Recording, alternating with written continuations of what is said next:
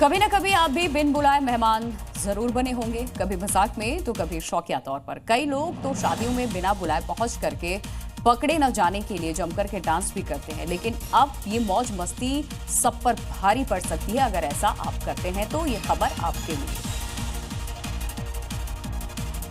अगर आप बिन बुलाए मेहमान बनकर शादी समारोह में दाखिल होते हैं तो ये आपको जेल की हवा खिला सकता है, क्योंकि इसे अब अपराधी की श्रेणी में माना गया है और इसको लेकर नया कानून भी बन चुका है।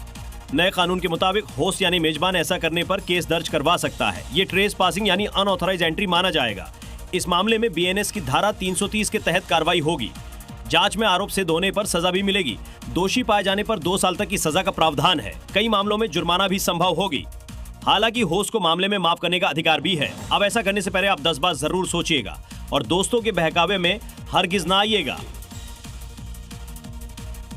और राजनीति की दुनिया से आज सुबह कौन सी बड़ी खबरें आ रही हैं, अब उस पर भी एक नजर डालीजिए। समाजवादी पार्टी प्रमुख अखिलेश यादव ने चुनाव आयोग पर निशाना साधते हुए कहा कि जिला अधिकारियों को सस्पेंड किया जाना चाहिए। उन्होंने कहा, अगर चुनाव आयोग ऐसा करता है तो कोई फर्जी वोटर लिस्ट नहीं बनेगी। लखनऊ में अखिलेश ने कहा, जनता का विश्वास किसी संवैधानिक संस्था से हटा तो उसके परिणाम अच्छे नहीं होंगे। शिवसेना उद्धव गुट की सांसद प्रियंका चतुर्वेदी चुनाव आयोग पर सवाल उठाती हुई नजर आई। उन्होंने कहा कि आज हर नागरिक के मन में चुनाव आयोग के लिए सवाल है। चुनाव आयोग लगातार जवाबदेही से बचना और विपक्ष को डरा धमकाकर चुप कराने की कोशिशें ठीक नहीं है। उन्होंने कहा, महाराष्ट्र में लोकसभा और विधानसभा चुनाव के बीच 48 लाख मतदाता जुड़े। चुनाव आयोग को इसका जवाब देना चाहिए। देश सच्चाई जानना चाहता है और चुनाव आयोग को इसका जवाब देना चाहिए।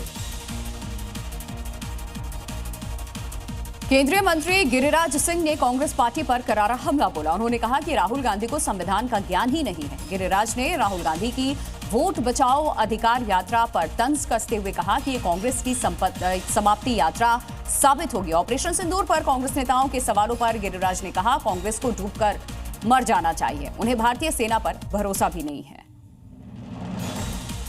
बिहार के नवादा में जन स्वराज पार्टी के अध्यक्ष प्रशांत किशोर ने बिहार सरकार पर जमकर हमला बोला। जनसभा में उन्होंने कहा कि बिहार के लोगों ने फैसला किया है कि उन्हें रोजगार चाहिए, खाली भाषण नहीं। इस बार कोई भी झूठे वादों में नहीं फंसने वाला है। चुनाव आयोग पर तंज कसते हुए प्रशांत किशोर ने कहा, चुनाव आयोग मालिक नहीं है, जनता मालिक है।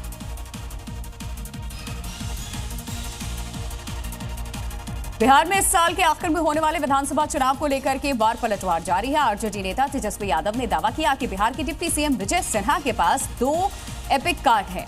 अब इसमें कौन फर्जीवाड़ा कर रहा है सबके सामने है। क्या जिला प्रशासन विजय सिन्हा को नोटिस भेजेगा? तेजस्वी ने बीजेपी पर हमला बोलते हुए कहा कि बीजेपी संविधान की धज्जियां उड़ा रही है।